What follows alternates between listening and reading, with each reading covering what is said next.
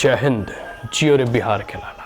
देखो, अभी ऐसा प्रतीत हो रहा है, कुछ स्टेटमेंट जो हमने नीतीश बाबू के कॉन्फ्रेंस के माध्यम से लिया है, उन कथनों को अगर आप ऑब्जर्व करोगे, उसका माइन्यूटली विश्लेषण करने का प्रयास करोगे, तो आप पाओगे कि कहीं ना कहीं जो है जेडीयू और आरजेडी में खटपट या फिर अनबन जो है होने प्रारंभ हो चुके हैं।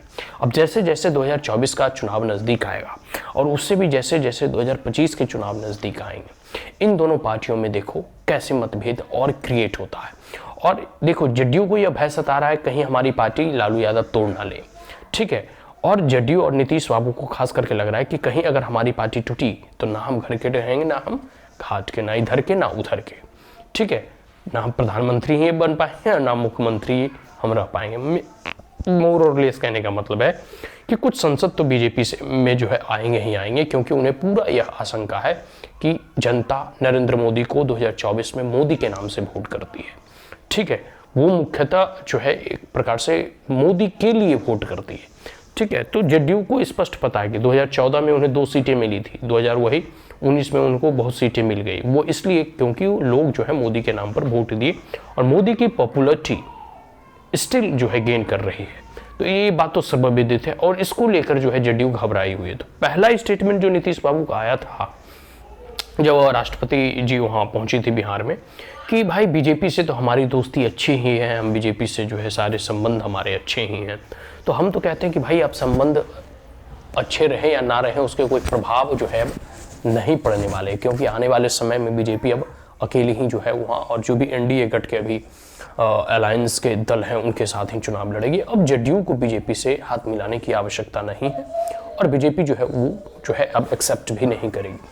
दूसरा, अभी रिसेंटली एक कॉन्फ्रेंस में, और जिसमें कि जेडीयू और आरजेडी के पूरे मंत्रिमंडल और नेता वगैरह सम्मिलित थे, उसमें जो है नीतीश बाबू कह रहे थे कि देखिए, आप जब प्रचार करते हैं कि हमने इतनी नौकरियां दे दी, ये कार्य कर दिए, तो आप अपनी पार्टी का प्रचार करते हैं। मतलब जैसे आरजेडी वाले जितने भी मंत्री वगैरह है, विधायक वगैरह, वो कहते हैं कि देखो देखो देखो तेजस्वी यादव या आरजेडी की सरकार ने जो है इतनी जो है कह सकते हो कि नौकरियां दिया, या जो भी जो है कार्य किए, या जो भी कह सकते हो कि उनके द्वारा प्रचार उनके मंत्री के द्वारा किया जाता है। हालांकि कार्य कितना होता है बिहार में तो आप जान भी करते हो कि कैसे एक ही पुल 2 बार उसका जांच कमेटी उस पर बैठाई जाती है और एक ही पुल 2 बार ध्वस्त होता है ठीक है। तो इस प्रकार की जो वक्तव्य हैं कि नीतीश बाबू कह रहे हैं कि देखो देखो, आप यह बोलो कि बिहार सरकार और राज्य सरकार ने यह डेवलपमेंट के काम किए, या फिर ये कोई प्रोजेक्ट पूरा किया, या फिर यह कोई कार्य किया। आप अपने पार्टी को लेकर मत बोलो कि हमारी पार्टी के नेता या फिर हमारी पार्टी की सरकार ने जो है ये किया। तो इस प्रकार के मतभेद यह स्पष्ट इंगित करते हैं, स्पष्ट संकेत देते हैं कि कहीं ना कहीं, ठीक है, कहीं ना कहीं नीतीश बाबू को यह भय सता रहा है कि जो भी अभी कार्य किए जा रहे हैं उसका लाभ आरजेडी ले रही है, जेडीयू को उससे कोई उसका लाभ हो नहीं रहा है। तो भाई, हम लोग स्पष्ट जानते हैं कि भले आप मुख्यमंत्री के मुखौटा पहने हो, लेकिन आप एक रिमोट कंट्रोल और रबड़ स्टंप के तौर पे आप मुख्यमंत्री हो।